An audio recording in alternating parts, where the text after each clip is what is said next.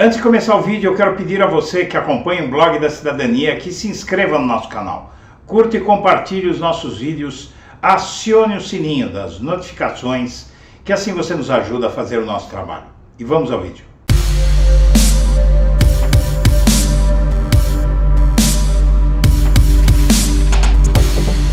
Olá, eu sou Eduardo Guimarães e este é o Blog da Cidadania. E você deve estar se perguntando, após os fatos divulgados pela imprensa nas últimas horas, afinal de contas, o que é que falta mais para condenar e prender Jair Bolsonaro?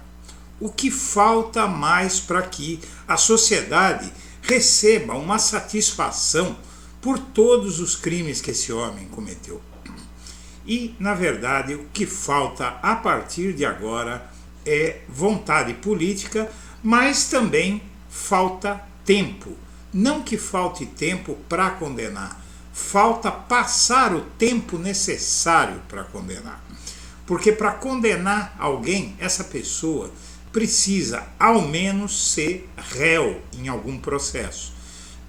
E, na verdade, o Bolsonaro ainda é um mero investigado. Ainda não houve a decisão de torná-lo réu nos processos, e agora a notícia para quem anseia por justiça, para quem tem sede de justiça, a boa notícia é de que se faltava alguma coisa para poder provar que Bolsonaro tentou um golpe de Estado no Brasil, não só em 8 de janeiro, mas bem antes. Ele já vinha tentando, o que o torna responsável pelo 8 de janeiro, como você vai ver aqui. O que falta para que isso aconteça é, primeiro, que ele seja indiciado, não é? Que ele seja tornado réu, e uma vez réu, ele tem que ser julgado e condenado. Como o processo está no Supremo Tribunal Federal, a condenação de Bolsonaro não tem recurso, não é? Ele pode fazer recurso apenas ao tribunal que o condenou, e isso dificilmente vai surtir algum efeito. Tem algumas ações que ele pode pedir esclarecimento das decisões que o condenaram, etc, etc, mas não haverá recurso uma vez condenado pelo STF. Ah, mas por que não prende já? Porque ele não foi condenado. Não é? E a Constituição brasileira, no seu artigo 5º, diz que você só pode colocar alguém na cadeia depois que o processo contra essa pessoa terminar. Ou seja, quando houver o que chamam de trânsito em julgado.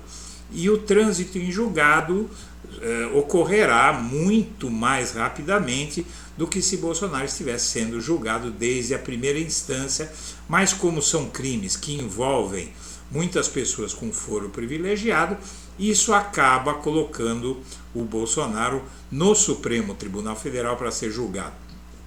Então, só existe uma outra hipótese para o Bolsonaro ser preso, que é, basicamente, ele tentar impedir as investigações contra si, ou a produção de provas contra si, se ele ameaçar testemunhas, se ele tomar qualquer medida que justifique uma prisão dele em benefício do processo a que ele já começa a responder. E, na verdade, o Bolsonaro ele tem tomado muito cuidado para não cometer nenhum desses erros. Por quê? Porque se ele fizer qualquer coisa que seja interpretada como uma tentativa de atrapalhar as investigações, ou de destruir provas, ou coisas do gênero, ele vai preso na hora. Aí é uma prisão preventiva, é uma prisão para prevenir uma tentativa que ele está demonstrando que vai empreender de paralisar o processo, de impedir que a lei siga o seu curso. Então o Bolsonaro ele tem tomado muito cuidado. Veja que ele e a mulher dele tinham vários planos de sair pelo Brasil, fazendo campanha política, fazendo doutrinação política, e eles sumiram. Você praticamente não ouve uma palavra de Bolsonaro, não ouve mais uma palavra. A mulher dele, que queria sair por aí debochando da lei, debochando de todos, se calou, entrou lá no PL, tornou-se presidente do PL mulher, com uma agenda de viagens, e nada disso aconteceu porque a situação dos dois se agravou muito e o Bolsonaro teme até abrir a boca. Então ele está bem quietinho para evitar que qualquer coisa seja confundida ou seja vista ou detectada em termos de atrapalhar o processo. Porém, agora acaba de eclodir, nas últimas horas, na quinta-feira, eclodiu uma avalanche, uma verdadeira avalanche de provas contra Bolsonaro. Uma avalanche, algo muito sério. Primeira dessas provas, que surgiu no meio da tarde de ontem, foi a reunião entre o senador pelo Espírito Santo, Marcos Duval, que no começo deste ano diz que participou de uma reunião com Bolsonaro e com o ex-deputado Daniel Silveira, em que foi planejado um golpe, usando inclusive a minuta golpista que foi achada na casa de Anderson Torres. Ou seja, só ali ficou provado que o Bolsonaro sabia que existia conspirações para um golpe. Porém, foi no celular de Mauro Cid que foi encontrado um material que agora chega à revista Veja, muito provavelmente até o STF deve ter, ou a Polícia Federal, ou ambos devem ter permitido que esse material viesse a público, e nesse material o Bolsonaro, fica muito claro que o Bolsonaro estava a um passo de ordenar aos militares que dessem um golpe de Estado no país, que impedissem que o Lula tomasse posse e prendessem ministros do Supremo. Esse é um golpe clássico, não é, no Brasil, e faltou muito pouco, e ele diz, o Mauro Cid diz com todas as palavras, que o Bolsonaro sabia que existia um plano golpista e ele só precisava dar a ordem, e que ele disse que ao Mauro Cid que ainda não tinha dado a ordem porque o alto comando do Exército não havia sinalizado que concordaria com esse golpe. Porém, aí é a mesma coisa que dizer querer, eu quero, fazer, eu fiz, mas me negaram esse golpe. Então, o que diz nesse material encontrado com o Mauro Cid, basicamente, é que Bolsonaro pediu o golpe e não conseguiu. O alto comando do Exército não sinalizou que aceitaria a ordem. Então ele esteve lá, conversou, falou sobre dar um golpe e não teve boa receptividade no alto comando. Ou seja, ele tentou dar o golpe e não conseguiu. E aí é muito fácil de se entender que se ele tentou com o Exército e não conseguiu, ele muito provavelmente determinou a organização do 8 de janeiro para empurrar os militares para a medida que eles estavam hesitando em tomar. Na cabeça do Bolsonaro, se tudo aquilo, se aquela gente tivesse ficado lá acampada dentro do Palácio do Planalto e não saísse, dentro do Congresso, dentro dos Palácios da República, e não saísse, as Forças Armadas entrariam para colocar ordem na casa e adiariam ou cancelariam a posse do Lula até que tudo estivesse resolvido. E daí a gente sabe que se o Lula não tomasse posse, ou melhor, se o Lula não conseguisse voltar para o Palácio, posse ele já tinha tomado, se ele não conseguisse voltar para o Palácio após o 8 de janeiro, ficaria muito mais fácil, inclusive até de prender o hoje presidente da República.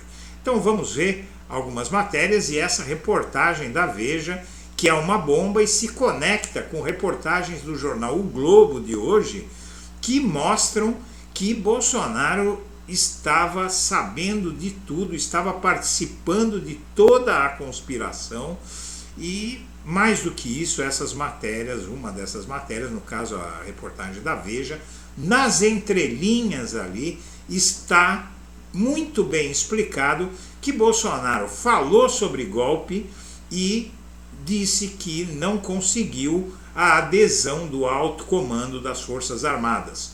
Ou seja, ele ordenar é uma coisa, né? Ele tentar é uma coisa, ele conseguir é outra, e isso induz a crença, segundo tudo que se viu até agora, de que ele, não tendo conseguido com o Exército, ele foi tentar com os apoiadores dele, que estavam pressionando os quartéis.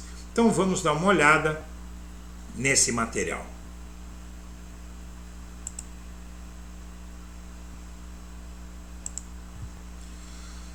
Bom, antes de tudo, é bom ver que os aliados de Bolsonaro estão em pânico do que a PF encontrou com Duval.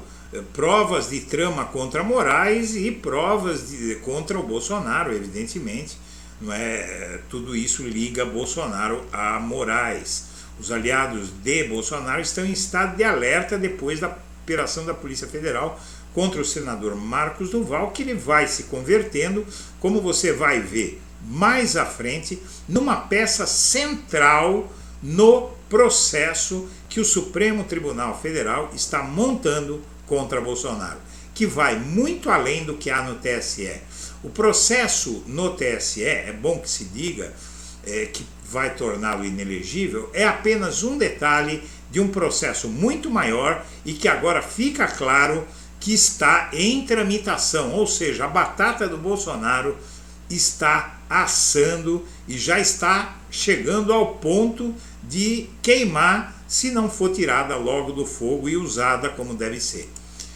E ainda fala-se que foi encontrado no celular de Mauro Cid uma conversa do general Heleno e Bolsonaro no fim do sonho do golpe. No dia 21 de dezembro, Mauro Cid relatou encontro do então ministro com Bolsonaro, logo após militares serem avisados de que não teria ordem de golpe. Nas mensagens de Mauro Cid com o coronel do Exército Jean Lavin, reveladas por Veja nesta semana, os militares sonhavam com um golpe militar no Brasil e falam de Augusto Heleno, então chefe do GSI, que vai ter que depor na CPI do golpe nos próximos dias. E a conversa se dá no dia 21 de dezembro. Abre aspas. Na escuta, soube agora que não vai sair nada. Decepção, irmão, diz Lavin a Cid, lamentando a não deflagração do golpe. Entregamos o país aos bandidos, segue o coronel. Cid responde também em tom de lamento, infelizmente. Peça, por favor, para avisarem ao povo que está há 52 dias cagando em banheiro químico, dormindo mal e pegando chuva. Ele merece saber a verdade, que Deus se apiede dessa nação, diz Lavin. Cid então tenta confortar o coronel, lembrando de Heleno. General Heleno esteve aqui, e isso implica muito porque ele insinua que o Heleno estava pilotando alguma coisa. E Lavin, que queria o golpe, comemora, cumpriu o que falou que faria. O que Heleno supostamente prometeu aos golpistas e o que supostamente falou a Bolsonaro são dois mistérios do epílogo bolsonarista no poder, mas tudo caminha para ser esclarecido. Ilustrações mostram a trama golpista que levou à operação da PF. Você veja que a coisa é tão densa. Tem uma matéria enorme que está já no blog da Cidadania, transcrita, não é, que mostra todo o processo da reunião de Bolsonaro com Daniel Silveira, que hoje está preso, caiu em desgraça, foi abandonado inclusive pelo Bolsonaro, o Marcos Duval e o próprio Bolsonaro.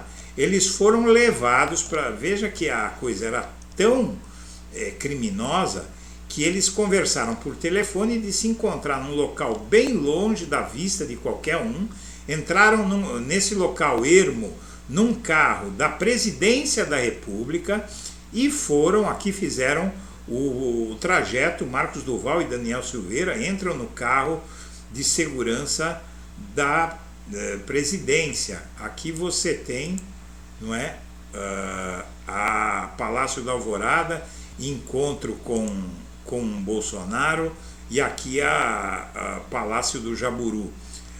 Lá dentro, Bolsonaro, Silveira e Duval conversam sobre a instalação de um regime de exceção no país. E com tudo isso, você tem aqui um encontro depois do Duval tentando arrancar informações do Alexandre de Moraes. Então fica claro que ele foi visitar Alexandre de Moraes tentando gravar com um equipamento que estava fora do STF, um equipamento de alta precisão que pretendia focar no gabinete de Moraes, e o Duval queria que ele falasse alguma coisa que o comprometesse e depois iria vazar. Ao fim, o Duval diz ao Daniel Silveira que ia declinar da missão, mas se calou sobre planos golpistas, e o Bolsonaro muito mais. O Bolsonaro não pode mais dizer que não sabia de plano golpista, e na verdade o ex-ajudante de ordens dele, como você vai ver daqui a pouco, disse que ele sabia de tudo e que quase ordenou o golpe, não foi atendido e desistiu. Na mira da PF, aqui as investidas de Bolsonaro, as investidas golpistas de Bolsonaro. Então tem essa conversa de Bolsonaro com Silveira e Duval, que todos já sabem o que se trata, a minuta golpista de Anderson Torres, bastante conhecida, a minuta da operação da lei da ordem e estudo para dar suporte a um golpe, essa minuta da GLO, que queriam decretar no 8 de janeiro e o Lula não deixou. Essa minuta é outro ponto em que o Bolsonaro esteve envolvido, e a tentativa de obstrução do inquérito sobre 8 de janeiro. O senador Marcos Duval, que já era alvo da investigação pela reunião com Silveira e Bolsonaro, foi alvo de mandados de busca e apreensão por 4 crimes dentro do inquérito. A Polícia Federal apura o suposto envolvimento do parlamentar na divulgação de documentos sigilosos para obstruir o processo. E o plano de golpe achado no celular de Mauro Cid, que envolve Bolsonaro. O roteiro do golpe no celular do Mauro Cid confirma a minuta do armário do Anderson Torres, se conecta e vai além. E, enfim, chegamos ao ponto principal.